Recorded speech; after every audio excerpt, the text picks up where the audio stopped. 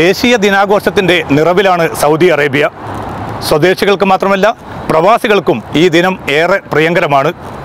ഇന്ത്യയും സൗദി അറേബ്യയും തമ്മിലുള്ള ബന്ധം വികസിച്ചു വരുന്നതിൽ ആ രാജ്യത്ത് ചേക്കേറിയ പ്രവാസി സമൂഹവും വലിയ താല്പര്യത്തോടു കൂടിയാണ് ഈ ദിനാഘോഷത്തെ വരവേൽക്കുന്നത്.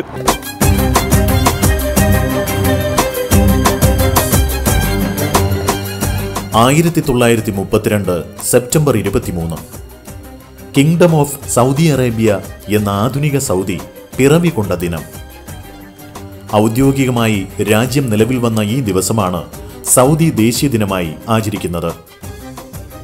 അറബ് ഗൾഫ് മേഖല ഏറെ വെല്ലുവിളികൾ നേരിടുന്ന സമയത്താണ് സൗദിയുടെ 84ാം ദേശീയ ദിനം കടന്നുവരുന്നത്. 3 വർഷം മുമ്പ് മേഖലയിലെ രാഷ്ട്രീയ മേഖലയിൽ വൻ മാറ്റങ്ങൾക്ക് തുടക്കമിട്ട മുല്ലപ്പൂ വിപ്ലവവും തുടർന്നുണ്ടായ ഭരണമാറ്റങ്ങളും ഗൾഫ് രാജ്യങ്ങളിലും വലിയ മാറ്റങ്ങൾക്ക് കാരണമായിട്ടുണ്ട്.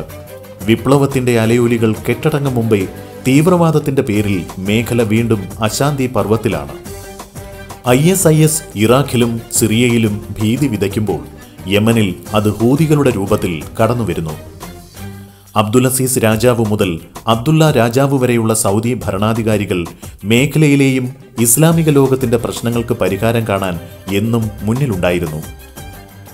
ഇപ്പോഴത്തെ ലോക സാഹചര്യത്തിലും പ്രശ്നപരിഹാരത്തിനായുള്ള എല്ലാവിധ ശ്രമങ്ങളും സൗദിയുടെ നേതൃത്വത്തിൽ തന്നെയാണ് നടക്കുന്നത്. ഏറ്റവും വലിയ ഗൾഫ് രാജ്യമായ സൗദി അറേബ്യയുടെ സ്ഥാപകൻ കിങ് അബ്ദുലസീസ് ആലു സൗദാണ്. ഇദ്ദേഹം തന്നെയായിരുന്നു ആദ്യത്തെ ഭരണാധികാരിയും. അദ്ദേഹത്തിന്റെ മക്കളായ Saud bin Abdulaziz, king Faisal, king Khalid, king Fahd എന്നിവരായിരുന്നു രാജ്യം ഭരിച്ചത്. 2005 ഇപ്പോഴത്തെ ഭരണാധികാരി അബ്ദുള്ള രാജാവ് അധികാരത്തിൽ വരുന്നത്.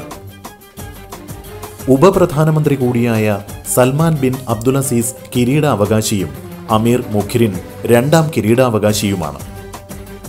രാജ്യത്തെ 13 പ്രവിശ്യകളാക്കി തിരിച്ചാണ് ഭരണം നടത്തുന്നത്. 3 കോടി ജനങ്ങളാണ് സൗദിയിൽ താമസിക്കുന്നത്. ഇതിൽ 1 കോടിയോളം പ്രവാസികളാണ്. രാജ്യത്തിന്റെ ഭൂരിഭാഗം പ്രദേശവും മരുഭൂമിയാണ്. പക്ഷേ ലോകത്തെ തന്നെ സമ്പന്ന രാജ്യങ്ങളുടെ പട്ടികയിൽ സൗദിക്ക് മുൻനിര സ്ഥാനമാണുള്ളത്. ആഗോളതലത്തിൽ പ്രതിസന്ധി സൃഷ്ടിച്ച സാമ്പത്തിക മാന്ദ്യം ഗൾഫിൽ മലയടിച്ചപ്പോഴും പിടിച്ചുനിന്ന സാമ്പത്തിക ഘടനയാണ് സൗദിയുടേത്. പെട്രോളിയം ഉൽപ്പന്നങ്ങളിലൂടെ ലഭിക്കുന്ന വരുമാനമാണ് രാജ്യത്തിന്റെ സമ്പദ് വ്യവസ്ഥയുടെ 4/3.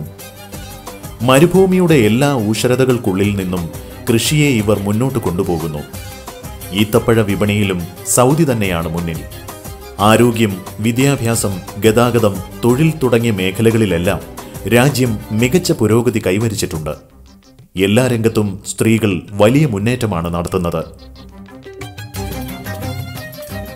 ഈ മേഖലകളിൽ വിദേശികൾ കൈയടക്കി വെച്ച സ്ഥാനങ്ങളിലേക്ക് സ്വദേശികളെ നിയമിച്ചുകൊണ്ട് കഴിഞ്ഞ 3 വർഷമായി തൊഴിൽ വിപണി ക്രമീകരിച്ചുകൊണ്ടിരിക്കുകയാണ്. റിയാദ്, ജിദ്ദ, ദമാം, മദീന എന്നിവിടങ്ങളിൽ യാഥാർത്ഥ്യമാകാൻ പോകുന്ന മെട്രോകൾ പുണ്യനഗരികളായ മക്കയെയും മദീനയെയും ബന്ധിപ്പിക്കും. ഹറമൈൻ, റെയിൽവേ എന്നിവ രാജ്യത്തിന്റെ ഗതാഗത രംഗത്തെ പോലെ സാമ്പത്തിക രംഗത്തും വൻ കുതിച്ചുചാട്ടമാണ് സൃഷ്ടിക്കുക. In Saudi Arabia in general, we are in a booming economy, and really we feel proud of that, and we thank our government and leaders that they really make this kind of booming economy in Saudi Arabia, very high, strong financial situation, and Saudi Arabia in a very good situation and high and booming economy. ഇന്ത്യയും സൗദിയും തമ്മിൽ നൂറ്റാണ്ടുകൾ പഴക്കമുള്ള ബന്ധമാണുള്ളത്. 25 ലക്ഷത്തോളം ഇന്ത്യക്കാർ ഇന്ന് Saudi അറേബ്യയിൽ തൊഴിലെടുക്കുന്നുണ്ട്. അതായത് Saudi പ്രവാസികളുടെ 4/1 ഇന്ത്യക്കാരാണ്.